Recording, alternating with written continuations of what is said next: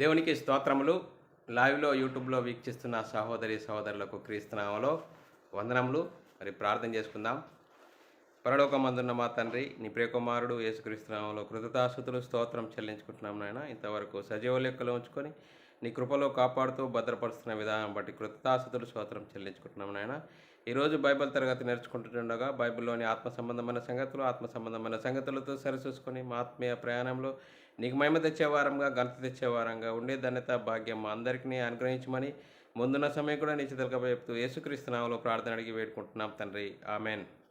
మరి బైబిల్లోని ఆత్మనియమమును బట్టి దేవునికి కృతజ్ఞతాస్తుతులు స్తోత్రములు చెల్లించాలి. సహోదరులమైన మనము ఒకరికొకరు వందనములు చెల్లించుకోవాలని బైబిల్లోని ఆత్మనియమము సూచిస్తుంది. దాన్ని మనం అర్థం చేసుకుంటూ అనుసరిస్తూ ముందుకు సాగుదాం ప్రియులారా.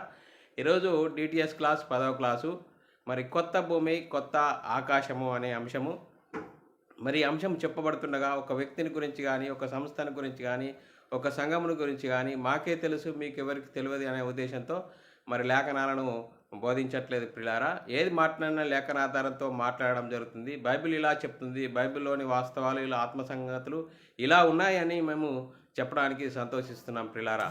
మరి ప్రియులారా, మనం వాక్యాన్ని మనము చూద్దాం ప్రియులారా. వాక్యాన్ని పరిశీలన చేసుకుందాం, లేఖనాలను మరి పరిశీలన చేసుకుందాం ప్రియులారా.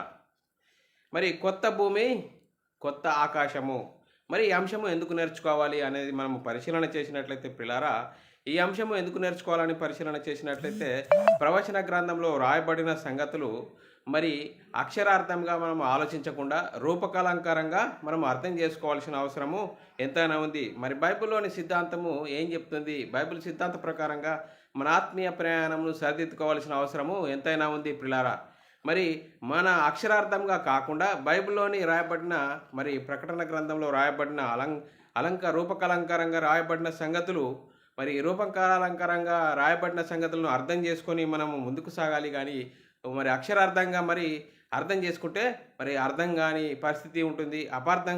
అపార్థానికి గురై మరి బైబిల్ సిద్ధాంతంకు భిన్నంగా వ్యతిరేకమైన బోధలు జరగడం జరుగుతుంది. అందుకోసమే లేఖనాలను మనం అర్థం చేసుకోవాలి. అందుకోసమే మనము లేఖనాలను మరి చదువుకుంటూ ముందుకు సాగుదాం ప్రియులారా. ప్రకటన గ్రంథము 21వ అధ్యాయం 1వ వచనమును మనము మరి లేఖనాలను చూసుకున్నట్టయితే ప్రియులారా, అంతటా నేను కొత్త ఆకాశమును కొత్త భూమిని చూసి తిని, మొదట ఆకాశమును మొదటి భూమిని గతించెను, సముద్రమును ఇకను లేదు. చూడండి పిల్లారా, మరి ప్రకటన గ్రంథంలో రాయబడిన కొత్త భూమి కొత్త ఆకాశమును గురించి మనము చదువుకుంటున్నాం పిల్లరా. ఇంకా అదే విధంగా మరి అదే సందర్భాలను బట్టి యెషయా గ్రంథంలో కూడా రాయబడ్డది.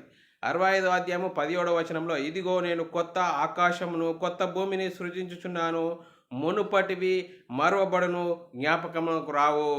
మరి ఇంకా అలాగే యెషయా గ్రంథంలో రాయబడిన మాట ఇంకా కొన్ని సందర్భాలు చదువుకుందాం ప్రియులారా. 66వ అధ్యాయం 22వ వచనంలో రాయబడ్డది, నేను సృజించబోవు కొత్త ఆకాశమును కొత్త భూమియు లయము కాక నా సన్నిధిని నిల్చున్నట్లు నీ సంతతియు నీ నామమును నిలిచి ఉండునట్లు ఇది యెహోవా వాక్కు. పిల్లారా, అలాగే ఇంకా మరి ఇంకో సందర్భము 2 పేతురు రాసిన పత్రిక 3వ అధ్యాయము 13వ వచనంలో రాయబడిన సంగతి కూడా మనం చదువుకుందాం పిల్లారా.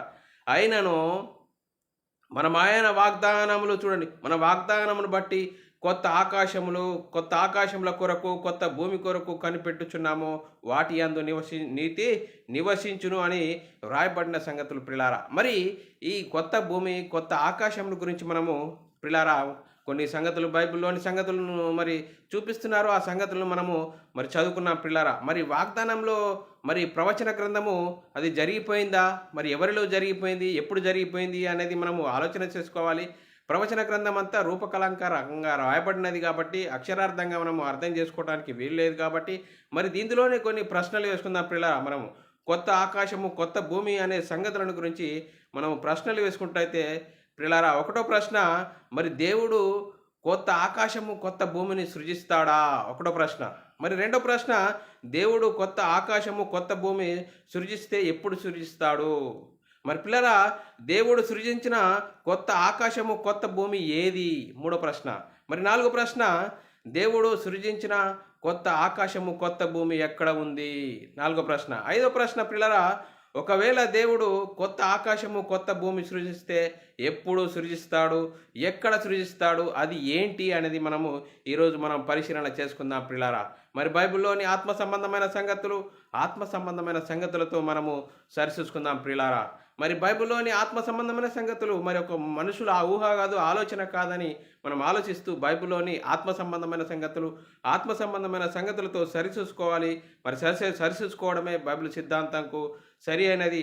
అంతేకాదు, ఇంకా పౌలు గారు తిమోతికి ఏమని చెప్తున్నాడు, వాక్య విషయంలో ఏ విధంగా ఉండాలా, దేవుని ఎదుట యోగ్యునుగాను, సిగ్గుపడనక్కరలేని పనివానిగాను, సత్యవాక్యమును సరిగా ఉపదేశించు వానిగాను, నిన్ను నీవే దేవునికి కనపరుచుకున్నటకు జాగ్రత్త పడుము అని మరి లేఖనాలు చెప్తున్నాయి. చూడండి పిల్లరా, దేవుని ఎదుట మనము సిగ్గుపడకుండా మరి సిగ్గుపడనక్కరలేని పనివానిగాను, సత్యవాక్యమును సరిగా విభజించే వానిగా ఉండాలి.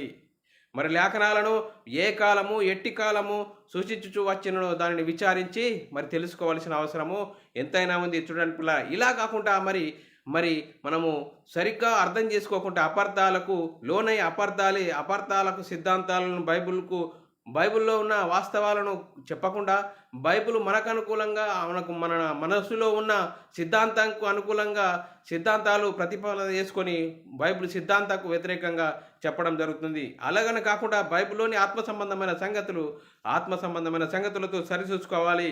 ఇంకంతేకాదు, మొదటి పేతురు రాసిన పత్రిక 1వ అధ్యాయం 10-11 వచనంలో రాయబడిన సంగతులు, మీకు కలుగు ఆ కృపను గురించి ప్రవచించిన ప్రవక్తలు ఈ రక్షణను గురించి పరిశీలించుచు తమయందున్న క్రీస్తు విషయమైన శ్రమలను గురించి, వాటి తర్వాత కలగబోవు మహిమలను గురించి ముందుగా సాక్ష్యం ఇచ్చినప్పుడు ఆ ఆత్మ ఏ కాలమును ఎట్టి కాలమును సూచించుచు వచ్చినను దానిని విచారించి పరిశోధించిరి. చూడండి పిల్లల, లేఖనాలను కాలమును బట్టి మనము ఏ కాలము ఎట్టి కాలం అనేది ఆ కాలంను పరిశీలన చేసినప్పుడే మనము బైబిల్లోని వాస్తవాలు మనం తెలుసుకోవడానికి వీలుగా ఉంటుంది. మరి లేఖనాలను అపార్థం చేసుకోకుండా, మరి లేఖనాల్లో మరి ప్రవచన గ్రంథంలో రాయబడినది రూపకలంకరంగా మనము అర్థం చేసుకోవాల్సిన అవసరము ఎంతైనా ఉంది. అక్షరార్థంగా అర్థం చేసుకోవడానికి వీలు లేదు. మరి లేఖనాలను అర్థం చేసుకోకుండా లేఖనాలను అపార్థం చేసుకొని అసత్య సిద్ధాంతాలు నేటి క్రైస్తవ సమాజంలో ప్రకటించే పరిస్థితి మన ముందుంది పిల్లారా. మరి చూడండి పిల్ల, మరి యేసుక్రీస్తు మరి రెండవ రాకట్లో మరి వస్తాడు. మరి వస్తే ఏమవుతుంది, పంచభూతాలు మిక్కటమైన వేంద్రంతో లయమైపోతాయి. అందుకోసమే మరి కొత్త ఆకాశం కొత్త భూమి అనే ప్రకృతి సంబంధమైన దాని గురించి చెప్తున్న పరిస్థితి చూడండి పిల్లరా. దానికోసమే మరి చెప్తున్న పరిస్థితి. అంతేకాదు, ఆ సందర్భంను బట్టి ఇంకా కొన్ని వాక్యాధారాలు కూడా చూపెట్టడం జరుగుతుంది. చూడండి పిల్లరా, కొత్త భూమి కొత్త ఆకాశము మరి యేసుక్రీస్తు రెండవ రాకడలో మరి పంచభూతాలు లయమైపోతాయి. మరి లయమైపోవడమే కాకుండా మరి కొత్త భూమి కొత్త ఆకాశం సృజిస్తాడు అని వాక్యాలు మరి చెప్తున్న పరిస్థితి కాకుండా కొన్ని వాక్యాధారాలను కూడా చూపెట్టడం జరుగుతుంది. ఆ వాక్యాధారాలను కూడా మనం పరిశీలన చేసినట్లయితే పిల్లరా, 2వ పేతురు రాసిన పత్రిక 3వ అధ్యాయము 10-11 వచనాల్లో రాయబడిన మాట మనం చదువుకున్నట్లయితే, అయితే ప్రభు దినము దొంగ వచ్చినట్లు వచ్చును, ఆ దినము ఆకాశములు మహాధ్వనితో గతించిపోవును, పంచభూతములు ముఖ్యమైన వేంద్రంతో లయమైపోవును, భూమియు దాని మీద ఉన్న కృత్యములు కాలిపోవును. అంతేకాదు, ఇవన్నీ ఇట్లు లయమైపోయినవి గనుక ఆకాశములు రవులుకొని లయమైపోయినట్టు, పంచభూతాలు ముఖ్యమైన వేంద్రంతో కరిగిపోవునట్టు. 12వ వచనము, దేవుని దినపు రాకడ, చూడండి పిల్లలు, దేవుని దినపు రాకడ కనిపెట్టుచు దానిని ఆశతో అపేక్షించుచు మీరు పరిశుద్ధమైన ప్రవర్తనతో భక్తితోనూ ఎంతో జాగ్రత్త గలవారై ఉండవలనని మరి లేఖనాలు చూపిస్తున్నారు పిల్లారా. మరి లేఖనాలు చూపిస్తున్నారు. ఇంకంతేకాదు, ఏ లేఖనం చూపెడుతారు, ఎబ్రిల్లో రాసిన పత్రిక 2వ అధ్యాయం 5వ వచనంలో రాయబడిన మాట చూపెడుతున్నారు, మనము మాటలాడుచున్న ఆ రాబో కాలమును ఆయన దూతలకు లోబర్చలేదు, ఆయన దూతలకు లోబర్చలేదని చెప్తున్న పరిస్థితి చూడండి పిల్లరా. మరి ఆ కొత్త భూమి కొత్త ఆకాశమును గురించి దేని గురించి రాయబడినది అని మనం పరిశీలన చేసినట్లయితే పిల్లరా, మరి క్రీస్తు సంఘమును గురించి రాయబడినది చూడండి పిల్లరా. ఇంకా క్రీస్తు సంఘానికి మరి ఇంకా పర్యాయ పదాలు ఇంకా బైబిల్ గ్రంథంలో ఏమైనా ఉన్నాయా అనేది మనం పరిశీలన చేసినట్టయితే పిల్లరా, ఎబ్రిల్లో రాసిన పత్రిక 12వ అధ్యాయం 23-24 వచనాల్లో చాలా చక్కగా రాయబడ్డది. పరలోకమందు వ్రాయబడి ఉన్న జ్యేష్ఠుల సంఘమునకును వారి మహోత్సవమునకును అందరి న్యాయాధిపతి అయిన దేవుని యొద్దకును సంపూర్ణ సిద్ధి పొందిన నీతిమంతుల ఆత్మల యొద్దకును మరి కొత్త నిబంధనకు మధ్యవర్తి అయిన యేసునద్దకును ఏబేలు కంటే మరీ శ్రేష్టము కలుగబోవు ప్రోక్షణ రక్తంనకు మీరు వచ్చి ఉన్నారు అని మరి బైబిల్ గ్రంథంలో రాయబడి ఉన్నది. చూడండి పిల్లరా, మరి బైబిల్లోని ఆత్మ సంబంధమైన సంగతులతో సరిచూసుకోవాలి.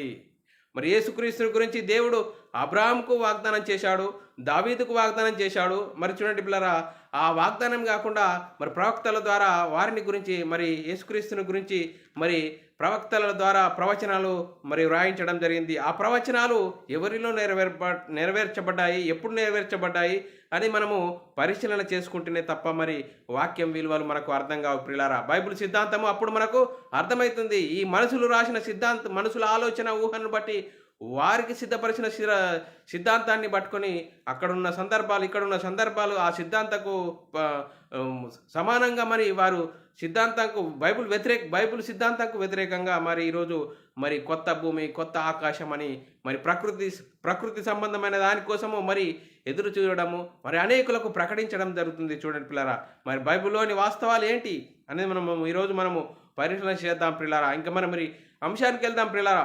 ప్రకటన గ్రంథము 21వ అధ్యాయం 1వ వచనంలో రాయబడిన మాట మనము మరి ప్రవచన గ్రంథంలో రాయబడిన మాట ఏంటి అనేది మనము పరిశీలన చేసినట్లయితే, అంతటి నేను ఆకాశమును కొత్త భూమియు కొత్త ఆకాశమును కొత్త భూమిని చూచి తిని, మొదటి ఆకాశము మొదటి భూమియు గతించిపోయాను, సముద్రము ఇక లేదు.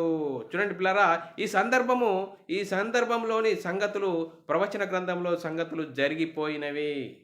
మరి జరిగిపోయినవి అని మనం ఇక్కడ అర్థం చేసుకోవాలి. ఎలా జరిగిపోయినవి అనేది మనం ఆలోచన చేసినట్లయితే, మరి వీటిని గురించి ఎక్కడైనా ఏమైనా ప్రవచన గ్రంథాలు రాయబడ్డాయా, ప్రవచనంలో రాయబడ్డదా అనే ఆలోచన చేసినట్లయితే యెషయా ద్వారా మరి ప్రవచనాలు రాయబడ్డది. యెషయా గ్రంథంలో ప్రవచనము రాయబడ్డది. ఆ ప్రవచనము ఎవరిలో నెరవేర్చబడ్డది అనేది మనము పరిశీలన చేసినట్లయితే ప్రియులారా, క్రీస్తు సంఘమును గురించి రాయబడిన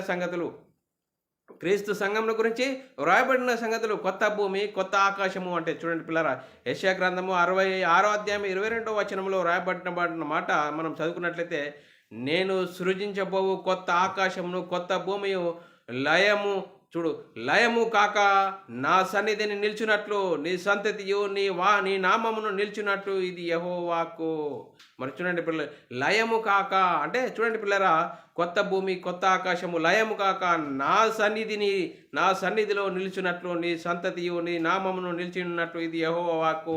అంటే చూడండి పిల్లరా, ఈ వచనమును మనం ఆలోచన చేసినట్లయితే అలంకార రూపకంగా వ్రాయబడినది అక్షరార్థంగా మనం అర్థం చేసుకోవడానికి వీలు లేదు. అలంకార రూపకంగా మరి క్రీస్తు సంఘమును గురించి కొత్త భూమి కొత్త ఆకాశము అనేది మరి మనం పరిశీలన అర్థం చేసుకోవాల్సిన అవసరము ఎంతైనా ఉంది. చూడండి పిల్లారా, ఇంక అంతేకాదు యెషయా గ్రంథంలో రాయబడ్డది ప్రవచనము.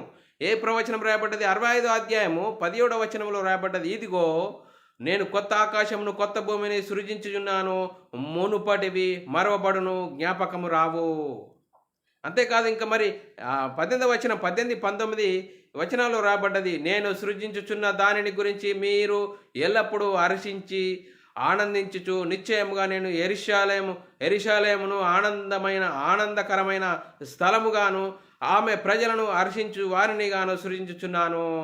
అంతే మరి ఇంకా 19వ వచనం, నేను యెరూషలేము గురించి ఆనందించేదను, నా సృజనల గురించి హర్షించేదను, రోదన ధ్వనియు విలాప ధ్వనియు దానిలో ఇక వినబడవు అని రాయబడ్డది. అంటే చూడండి పిల్లరా, ఇలాంటి సందర్భాలు ఇది ఎక్కడ వినబడదు అంటే క్రీస్తు సంఘమును గురించి, నూతన యెరూషలేము అంటే క్రీస్తు సంఘమును గురించి పర్యాయ పదాలు, నూతన యెరూషలేమును సియోను కొండ అనేది రాయబడ్డది. చూడండి పిల్లరా, అంతేకాదు ఇంకా ఎలా అర్థం చేసుకోవాలంటే మత్తయి సువార్త 23వ అధ్యాయం 37వ వచనంలో రాయబడ్డది. ఏమని రాయబడ్డది?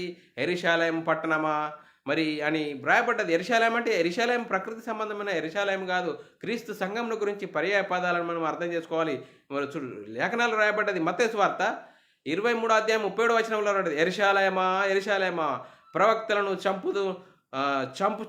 చంపుచును నీ యొద్దకు పంపబడిన వారిని రాళ్లతో కొట్టుచును ఉండుదానా, కోడి తన పిల్లలను రెక్కల కిందకి ఎలాగూ చేర్చుకొను అలాగే నేను నీ పిల్లలను ఎన్నో మార్లు చేర్చుకొనవాలని వీటిని కానీ మీరు వల్లకపోతిరి. చూడండి పిల్లరా, మరి ఈ సందర్భమును బట్టి మనం ఆలోచన చేసినట్లయితే కొత్త భూమి, కొత్త ఆకాశము గురించి క్రీస్తు సంఘమును గురించి రూపకలంకారంగా రాయబడింది అని మనం ఇక్కడ అర్థం చేసుకోవాలి. చూడండి పిల్లారా, అంతేకాదు ప్రకటన గ్రంథంలో రాయబడిన మాట 21 అధ్యాయం 3వ వచనంలో రాయబడిన మాట, అప్పుడు ఇదిగో దేవుని నివాసము మనుషులతో కూడా ఉన్నది. ఎక్కడనాట? దేవుని నివాసం మనుషులతో ఉన్నది. ఆయన వారితో కాపురముండును, వారాయన ప్రజలయుందురు, దేవుడు తానే వారి దేవుడయుండి వారికి తోడయుండును. చూడండి పిల్లరా, మరి మరి క్రీస్తు సంఘం గురించి మరి ప్రకటన గ్రంథంలో ప్రవచన గ్రంథంలో రాయబడ్డమాట. ఇంకా 21 అధ్యాయం 4వ వచనంలో రాయబడ్డది, ఆయన వారి కన్నుల ప్రతి బాష్పబిందును తుడిచివేయును, మరణం ఇక ఉండదు. ఏ మరణము? శరీర సంబంధమైన మరణం కాదు పిల్లరా, ఆత్మ సంబంధమైన మరణము. దుఃఖమైనను, ఏడుపైనను, వేదనైనను ఇక ఉండదు. చూడండి పిల్లరా, క్రీస్తు సంఘంలో మరి ఏ విధంగా ఉంటుంది అని ఆ క్రీస్తు సంఘం గురించి ఇక్కడ రాయబడినదే కానీ మరి అక్షరార్థంగా మనము అర్థం చేసుకోవడానికి వీలు లేదు. ఇంకా 65వ అధ్యాయం 19వ వచనంలో రాయబడిన మాట, నేను యెరూషలేము గురించి ఆనందించేదను, నా జనులను గురించి హర్షించేదను, రోదనధ్వని చూడు, రోదనధ్వనియు విలాపధ్వనియు దానిలో ఇక ఉండదు. చూడండి పిల్లరా, మరి క్రీస్తు సంఘంలో ఏ విధంగా ఉంటుంది అనేది ఆ క్రీస్తు సంఘమును గురించి మనం అర్థం చేసుకోవాలి కానీ మరి ప్రవచన గ్రంథం అంతా ఉన్నట్లు అక్షరార్థంగా అర్థం చేసుకోవడానికి వీలు లేదు. కొత్త భూమి, కొత్త ఆకాశం అంటే మరి ఈ ప్రకృతి సంబంధమైన భూమి మరి దానిని గురించి మనం ఆలోచించకుండా మరి క్రీస్తు సంఘముల గురించి, కొత్త భూమి, కొత్త ఆకాశం గురించి రాయబడినదని మనం ఇక్కడ అర్థం చేసుకోవాల్సిన అవసరము ఎంతైనా ఉంది. కొత్త భూమి, కొత్త ఆకాశం క్రీస్తు సంఘముల గురించి రూపకలంకారంగా రాయబడింది. క్రీస్తు సంఘంలో చేరిన వారి పరిస్థితి, వారి స్వభావము ఏ విధంగా మారిపోతుందంటే చూడండి పిల్లారా, మనము ఆలోచన చేసినట్లయితే ఏ విధంగా మారిపోతుందంటే చూడండి, యెషయా గ్రంథంలో 65వ అధ్యాయంలో రాయబడ్డది. మరి 65వ అధ్యాయంలో 25 వచనంలో రాయబడ్డది, తోడేళ్లను గొర్రె పిల్లలను కలిసి మేయును.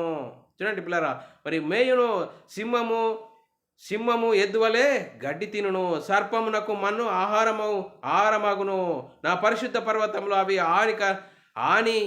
హాని అయినను నాశనమైనను చేయకుండా అవి అని యెహోవా సెలవిచ్చుచున్నాడు. అంటే క్రీస్తు సంఘంలో మరి ఒకప్పుడు క్రీస్తును ఎరగని వారు ఉన్నప్పుడు ఏ విధంగా ఉన్న స్వభావము ఏ విధంగా మారిపోతుంది, క్రీస్తు సంఘంలోనికి వచ్చినప్పుడు వారి స్వభావం అనేది మారిపోతుంది అని లేఖనాలు ఇక్కడ రూపకలంకారంగా రాయబడ్డది. అలాగే యెషయా గ్రంథము మరి 11వ అధ్యాయం 6వ వచనంలో, తోడేలు గొర్రె పిల్ల యొద్ద వాసం చేయును.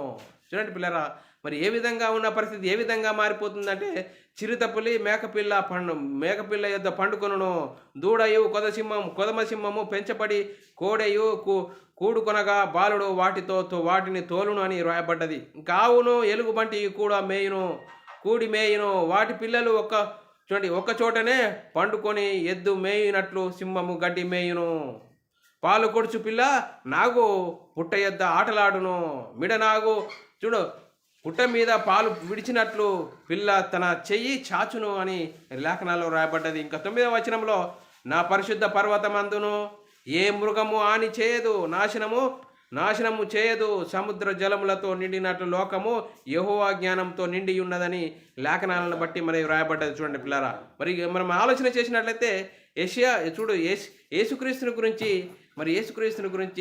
రాయబడ్డది, క్రీస్తు సంఘం గురించి రాయబడ్డది. చూడండి పిల్లరా, కొత్త భూమి, కొత్త ఆకాశం అనేది ఇక్కడ మనము ఆలోచన చేసినట్లయితే పిల్లరా, క్రీస్తు సంఘం గురించి మనం ఆలోచన చేయాలి. మరి యేసుక్రీస్తుని గురించి అబ్రహాంకు వాగ్దానం చేయబడడం జరిగింది, దావీదుకు వాగ్దానం చేయడం జరిగింది.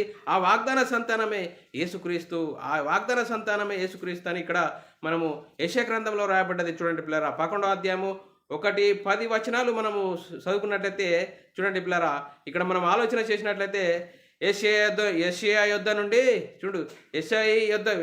మొద్దు నుండి చిగురు పుట్టును. చూడండి పిల్లరా, యెషయా మొద్దు నుండి చిగురు పుట్టును, వాని వేరు నుండి అంకురము ఎదిగి ఫలించును.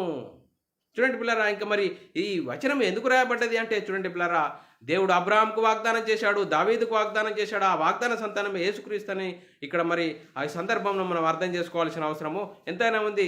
యెషయా గ్రంథము 11వ అధ్యాయం 10వ వచనంలో కూడా రాయబడ్డది, ఆ దినమున ప్రజలకు ధ్వజముగా నిలుచుండును, యెషయా వేరు చిగురునద్దకు జనములు విచారణ చేయును, ఆయన విశ్రమ స్థలము గలదగును. చూడండి, ఆయన మిశ్రమ స్థలము ప్రభావము గలదగును అని లేఖనాల్లో రాయబడ్డది. చూడండి పిల్లరా, మరి సాక్ష్యం ఇచ్చుటకు మరి యేసుక్రీస్తు ఏమేం చెప్తున్నాడు?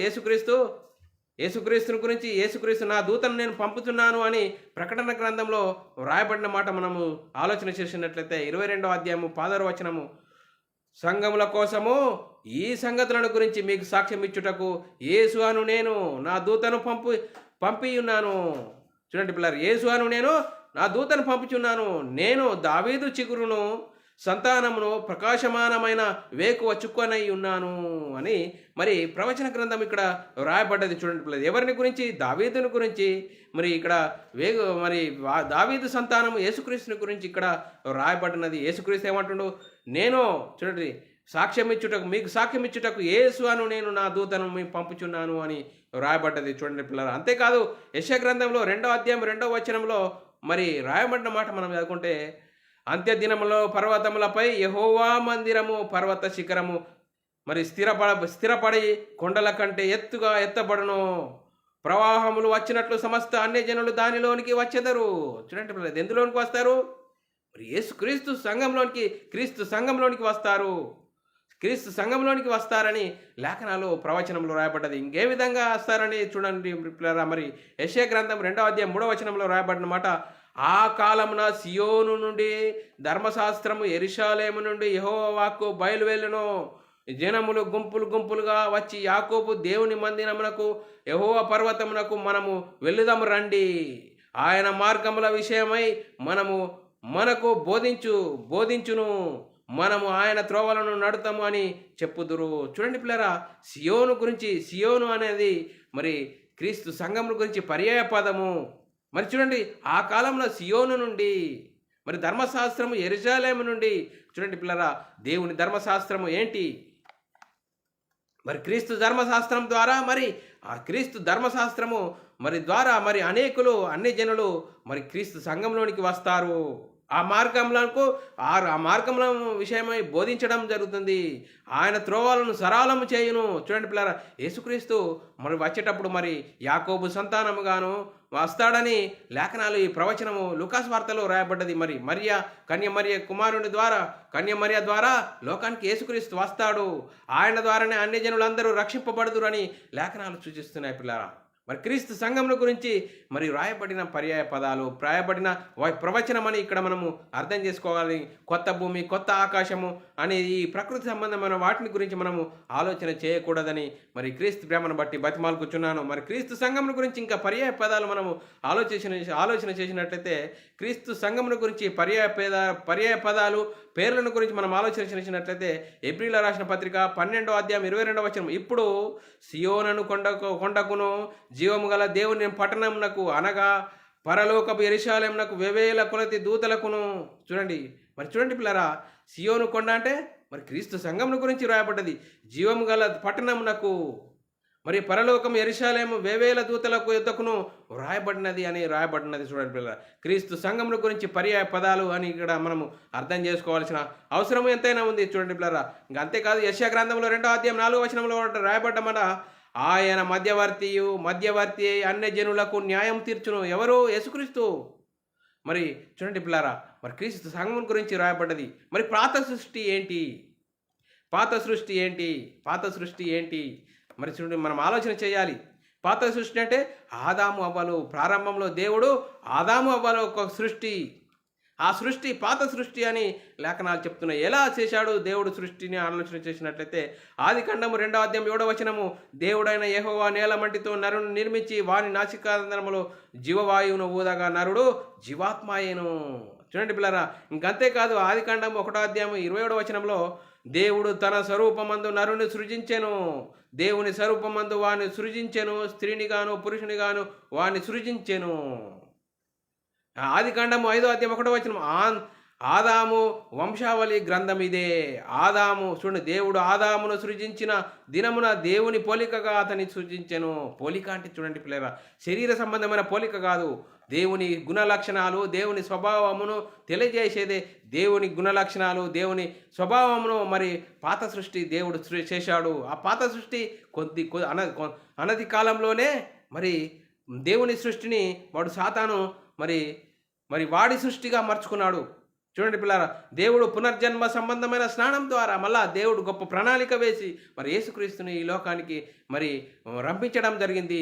మరి యేసుక్రీస్తు ఈ లోకానికి వచ్చి మరి ధర్మశాస్త్రం అనుసరించి కొట్టివేసి మరి ధర్మశాస్త్రాన్ని మరి కొట్టివేసి కొత్త నిబంధన చేశాడు. క్రీస్తు సంఘము, అదే కొత్త భూమి, కొత్త ఆకాశము. మరి ప్రకృతి సంబంధమైన వాటిని గురించి మనం ఆలోచన చేయొద్దు. ప్రకృతి సంబంధమైన దాని గురించి మనం ఇక్కడ ఆలోచన చేయొద్దు. యోబు గ్రంథంలో రాయబడ్డది 33వ అధ్యాయం 4వ వచనము, దేవుని ఆత్మ నన్ను సృజించెను, దేవుని ఆత్మ నన్ను సృజించెను, సర్వశక్తుని యొక్క శ్వాస నాకు జీవమునిచ్చెను. చూడండి పిల్లరా, మరి ఇది పాత సృష్టి అనేది ఇక్కడ మనకు అర్థమవుతుంది. మరి పాత సృష్టి ఆదామవ్వలు పాత సృష్టి. మరి కొత్త సృష్టి ఏంటి? మనం ఆలోచన చేసినట్లయితే మరి కొత్త సృష్టి ఏంటిది అనేది మనం ఆలోచన చేసినట్లయితే 2 కొరింథీయులకు రాసిన పత్రిక 5వ అధ్యాయం 17వ వచనం, కాగా ఎవడైనను క్రీస్తునందున ఎడల నూతన సృష్టి, పాతవి గతించెను, ఇదిగో కొత్తవాయెను. మరి క్రీస్తు యేసులోనికి బాప్తీసం పొందిన మనం అందరము క్రీస్తును ధరించుకున్న వారము. మరి క్రీస్తు సంఘంలో చేర్చబడిన వారి పరిస్థితి ఏమవుతుంది? చూడండి, మోసకరమైన దురాశ వలన చెడిపోయిన మీ ప్రాచీన స్వభావమును వదులుకుంటారు, మీ చిత్తవృత్తి అందు నూతనపరచబడిన వారైతారు, నీతియు యథార్థమైన భక్తి గలవారై దేవుని పోలికగా సృష్టింపబడిన నవీన స్వభావముగా మార్చుకుంటారు క్రీస్తు సంఘంలో చేర్చబడిన వారు. చూడండి పిల్లరా, పాత సృష్టి ఏంటి? మరి పాత సృష్టి గతించిపోయింది, నూతన సృష్టి, నూతన స్వభావము, అదే కొత్త భూమి, కొత్త ఆకాశము క్రీస్తు సంఘం గురించి రాయబడినది. ఇక్కడ మనం అర్థం చేసుకోవాల్సిన అవసరము ఎంతైనా ఉంది. ఎఫెసీయులకు రాసిన పత్రిక 4వ అధ్యాయం 22 నుంచి మనం చదువుకుంటే 22, 23, 24 వచనాల్లో చాలా చక్కగా రాయబడ్డది. కావున మునుపటి ప్రవర్తన అంటే పాత సృష్టిలో మునుపటి ప్రవర్తన విషయంలోనైతే మోసకరమైన దురాశ వలన చెడిపోయిన మీ ప్రాచీన స్వభావమును వదులుకొని మీ చిత్తవృత్తి అందు నూతనపరచబడిన వారై నీతియు యథార్థమైన భక్తియు గలవారై దేవుని పోలిక సృష్టింపబడిన నవీన స్వభావమును ధరించుకున్నారు. చూడండి పిల్లలు, క్రీస్తు సంఘంలో చేర్చబడిన వారు నూతన స్వభావము నూతన విధానంలో జీవిస్తారు అని రాయబడ్డది. చూడండి పిల్లరా, అంతేకాదు గలతీయులకు రాసిన పత్రిక 6వ అధ్యాయము 15-16 వచనాల్లో రాయబడ్డది, కొత్త సృష్టి పొందుటే గాని సున్నతి పొందుటే అందు ఏమీ లేదు, పొందకపోవటే అందు ఏమీ లేదు. ఈ పద్ధతి చొప్పున నడుచుకుని వారందరికీ అనగా దేవుని ఇజ్రాయేలులకు సమాధానము కలుగును గాక అని రాయబడ్డది. చూడండి పిల్లరా, ఇంకంతేకాదు మరి కొత్త సృష్టిలో చేర్చబడిన వారి పరిస్థితి ఏమవుతుంది? మరి రోమీయులకు రాసిన పత్రిక 12వ అధ్యాయం 2వ వచనంలో, మీరు ఈ లోక మర్యాదను అనుసరింపక, అంటే పాత సృష్టి సంబంధమైన ఆలోచనలు కలగకుండా మరి అనుసరింపక ఉత్తమమును అనుకూలమును సంపూర్ణమైన దేవుని చిత్తమేదో పరీక్షించి తెలుసుకున్నట్లు మీ మనసు మారి నూతన మౌట వల్ల రూపాంతరము పొందుడి. క్రీస్తు సంఘంలో చేర్చబడిన మనము రూపాంతరం పొందాలి, అదే కొత్త భూమి, కొత్త ఆకాశము అని మరి ప్రవచన గ్రంథంలో రాయబడినది. మరి అక్షరార్థంగా మరి అర్థం చేసుకోవడము, రూపకలంకరంగా రాయబడిన సంగతి అది జరిగిపోయిందని మరి అర్థం చేసుకోకుండా రూపకలంకరంగా రాయబడిన సంగతులు అక్షరార్థంగా చేసుకొని యేసుక్రీస్తు 2వ రాకడలో వస్తాడు, పంచభూతంలో మిక్కటమైన లయం అయిపోతాయి, మరి కొత్త భూమి, కొత్త ఆకాశం సృజిస్తాడని రాయబడిన మాట అని అర్థం చేసుకుంటున్న పరిస్థితి. అలా అర్థం చేసుకోకుండా బైబిల్ సిద్ధాంత ప్రకారంగా పాత సృష్టి ఏంటి, కొత్త సృష్టి ఏంటి అనేది ఇక్కడ మనము అర్థం చేసుకుంటే కొత్త సృష్టిని గురించి, క్రీస్తు సంఘముల గురించి ఇక్కడ రాయబడిన మాట మన చూడండి పిల్లరా. మనం క్రీస్తు సంఘమును ఏ విధంగా, క్రీస్తు సంఘమునకు శిరస్సు అయి ఉన్నాడు, ఆయన నుండి సర్వ శరీరము చక్కగా అమర్చబడిన స్వభావము. చూడండి, క్రీస్తు సంఘంలో చేర్చబడిన వారి పరిస్థితి ఏ విధంగా అవుతుంది? ఎఫెసీయులకు రాసిన పత్రిక 4వ అధ్యాయం 15-17 వచనాల్లో 17-18 వచనాల్లో చాలా చక్కగా రాయబడ్డది. ప్రేమ కలిగి సత్యం చెప్తూ క్రీస్తు వలె ఉండుటకును మనం అన్ని విషయంలో ఎదుగుదము. ఏ విధంగా? ప్రేమ కలిగి సత్యం చెప్తూ క్రీస్తు వలె ఉండుటకు అన్ని విషయంలో ఎదుగుదము. ఆయన శిరస్సు అయి ఉన్నాడు, ఆయన నుండి సర్వ శరీరం చక్కగా అమర్చబడి తనలోనున్న ప్రతి అవయవము తన పరిమాణం చొప్పున పని చేయుచుండగా ప్రతి కీలు వలన కలిగిన బలము చేత అతుకబడి ప్రేమయందు తనకు క్షమావృద్ధి కలుగునట్లు శరీరమునకు అభివృద్ధి కలుగజేసుకొనుచున్నది. చూడండి పిల్లారా, కాబట్టి మనం ఆలోచన చేయాలి. కాబట్టి అన్యజనులు నడుచుకున్నట్లు మీరిక మీదట అన్యజనుల వలె నడుచుకున వలదని ప్రభునందు సాక్ష్యం ఇచ్చుచున్నాను. ఎఫెసీయులకు రాసిన పత్రిక 4వ అధ్యాయం 18వ వచనం, వారైతే అంధకార సంబంధమైన మనసు గలవారై తమ హృదయ కాఠిన్యం వలన తమలోనున్న అజ్ఞానం చేత దేవుని వలన కలుగు జీవములో నుండి వేర్పరచబడిన వారై తమ మనసునకు కలిగిన వ్యర్థతను అనుసరించి నడుచుకొనుచున్నారు. మరి పాత సృష్టిలో ఉన్నవారు ఆ విధంగా నడుచుకొనుచున్నారు. మరి కొత్త సృష్టి, కొత్తగా జన్మించాలి అంటే ఏం చేయాలి? మరి చూడండి, కొత్తగా జన్మించిన వాడే దేవుని రాజ్యము, క్రీస్తు రాజ్యము, పరలోక రాజ్యమును చూస్తాడని లేఖనాలు చెప్తున్నాయి. మరి కొత్తగా జన్మించాలంటే ఏం చేయాలా? యోహాను సువార్త 3వ అధ్యాయము 3-5 వచనాల్లో రాయబడ్డది. అందుకు యేసు, అతనితో ఒకడు కొత్తగా జన్మించితేనే కానీ అతడు దేవుని రాజ్యం చూడలేడని మీతో నిశ్చయముగా చెప్తున్నాను. మరి యేసు ఇట్లనే ఒకడు నీటి మూలంగాను ఆత్మ మూలంగాను జన్మించితేనే తప్ప దేవుని రాజ్యంలో ప్రవేశింపలేడని మీతో నిశ్చయంగా చెప్తున్నాను. మరి క్రీస్తు రాజ్యంలో ఎప్పుడు చేరుతావు? చూడండి, కొత్త భూమి, కొత్త ఆకాశము, నూతన సృష్టి, పునర్జన్మ సంబంధమైన స్నానం ద్వారా, అంటే బాప్తీసం ద్వారా కొత్త భూమి, కొత్త ఆకాశంలో నువ్వు చేరే పరిస్థితి. ఈ విధంగా అర్థం చేసుకోవాలి. కొత్త భూమి, కొత్త ఆకాశం అంటే ఈ ప్రకృతి సంబంధంగా ఆలోచిస్తే అక్కడ మనకు అర్థం కాదు. మరి బైబిల్లో సిద్ధాంతంకు మనం వ్యతిరేకంగా మరి ప్రవర్తించినట్లుగా ఉంటుంది. చూడండి పిల్లరా, కొత్త భూమి, కొత్త ఆకాశం ఏంటి? క్రీస్తు సంఘమును గురించి రోమీయులకు రాసిన పత్రిక 6వ అధ్యాయం 4వ వచనంలో రాయబడ్డది.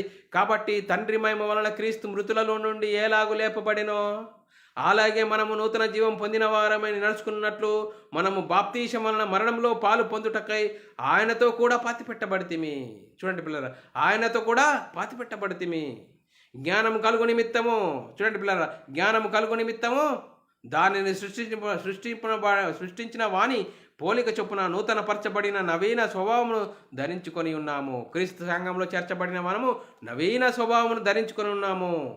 కొలస్సీయులకు రాసిన పత్రిక 3వ అధ్యాయము 5-5, 6, 7 వచనాల్లో రాయబడ్డది. మరి క్రీస్తు సంఘంలో చేర్చబడిన వారి పరిస్థితి ఏ విధంగా ఉంటుంది? కావున భూమి మీద ఉన్న మీ అవయవములను అనగా, చూడండి పిల్లి, అవయవములను అనగా శరీరము, ముక్కు, కాళ్ళు, చేతులు ఇవన్నీ చెప్పాలి కదా. అది కాదు ఇక్కడ చెప్తుంది. మరి ఆత్మ సంబంధమైన సంగతులతో ఏ విధంగా? కావున భూమి మీద ఉన్న మీ అవయవములను అనగా జారత్వము, అపవిత్రత, కామతురత, దురాశ, విగ్రహారాధన, ధనాపేక్ష చంపివేయుడి. వాటి వలన దేవుని ఉగ్రత అవిధేయులైన వారి మీదికి వచ్చును. పూర్వము వారి మధ్య జీవించినప్పుడు మీరు వీటిని అనుసరించి నడుచుకుంటురి. ఇప్పుడు మీరు కోపము, ఆగ్రహము, దుష్టత్వము, దూషణ, మీ నోట బూతులు అను వీటిని అన్నిటిని విసర్జించుడి. ఒకనితో ఒకడు అబద్ధమాడకుడు. ఎలాగనగా ప్రాచీన స్వభావము దాని క్రియలతో కూడా మీరు ప్రత్యర్జించి జ్ఞానము కలుగు నిమిత్తము దానిని సృష్టించబడిన వారి పోలిక చొప్పున నూతన పరచబడిన వారై నవీన స్వభావమును ధరించుకునుడి. చూడండి పిల్లరా, నవీన స్వభావమును ధరించుకోవాలి. క్రీస్తు సంఘంలో చేర్చబడిన వారు పాత సృష్టి నుంచి కొత్త సృష్టికి వచ్చారు. కొత్త సృష్టిలో చేర్చబడిన వారి పరిస్థితి నూతన స్వభావమును ధరించుకున్న వారై ఉండాలని లేఖనాలు చెప్తున్నాయి పిల్లరా. మరి కొత్త భూమి, కొత్త ఆకాశం అంటే ప్రవచన గ్రంథంలో రాయబడిన మనది పర్యాయ పదము. మనం రూపకలంకరంగా రాయబడినది ఉన్నట్లుగా అర్థం చేసుకోవడానికి వీలు లేదు.